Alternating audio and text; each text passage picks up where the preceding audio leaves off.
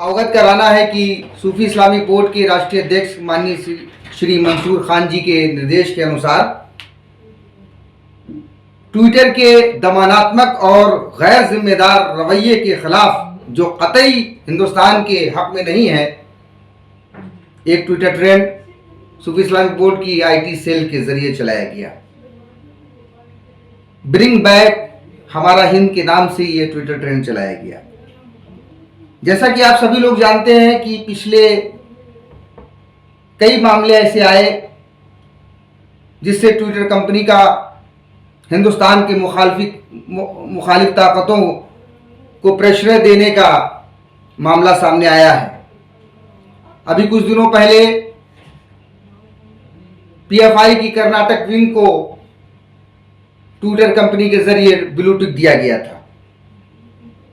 मुल्क के हक में बात करने वाले कौमी नजरिए के लोग उनके ट्विटर हैंडल को एक बड़ी तादाद में ट्विटर कंपनी ने सस्पेंड किया है।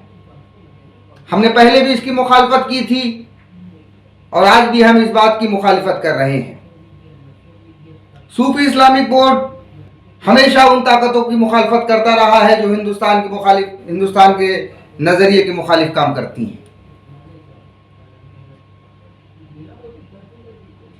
सूफी इस्लामिक बोर्ड के मीडिया पार्टनर हमारा हिंद, जो गंगा जमनी तहजीब का एक वाहिद उर्दू इदारा है, हमारा हिंद के ट्विटर हैंडल को ट्विटर के जरिए सस्पेंड कर दिया गया है।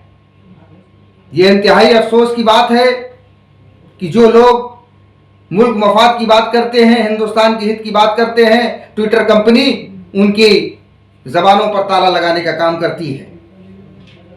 हमने आज ये ट्विटर ट्रेंड चला करके जो टॉप पर रहा और ट्विटर के ही प्लेटफॉर्म पे टॉप पर रहा, हम इसके जरिए मुतनब्बा कर देना चाहते हैं ट्विटर कंपनी को कि वो अपनी इन हरकतों से बाज आ जाए, वरना सूफी इस्लामिक बोर्ड की जितनी भी इकाई हिंदुस्तान में है, जहां कहीं भी है, वो ट्विटर कंपनी के जहां भी हेडक्वार्टर्स हैं, जहां भी इनके ऑफिसेज हैं, उन ऑफिसेज के सामने हम धरना और प्रदर्शन करेंगे। साथ ही हम हिंदुस्तान के नए आईटी मिनिस्टर साहब से इस बात का मुतालबा करते हैं कि सूफी इस्लामिक बोर्ड ने जो भी खतूत ट्विटर के मुतालिक उन्हें लिखे हैं, उन पर गौर फरमाते हुए ट्विटर के खिलाफ सख्त से सख्त कार्रवाई करें। और साथ ही हमारे इस ट्विटर ट्रेंड को कामयाब बनाने के लिए हमारी आईटी सेल के तमाम जिम्मेदारान और तमाम वो लोग जो अपने मुल्क से मोहब्बत करते हैं और हमारे इस कारवां में शामिल हुए, हम उनका इस्तकबाल करते हैं और उनके शुक्रगुजार हैं, उनका आभार व्यक्त करते हैं। धन्यवाद।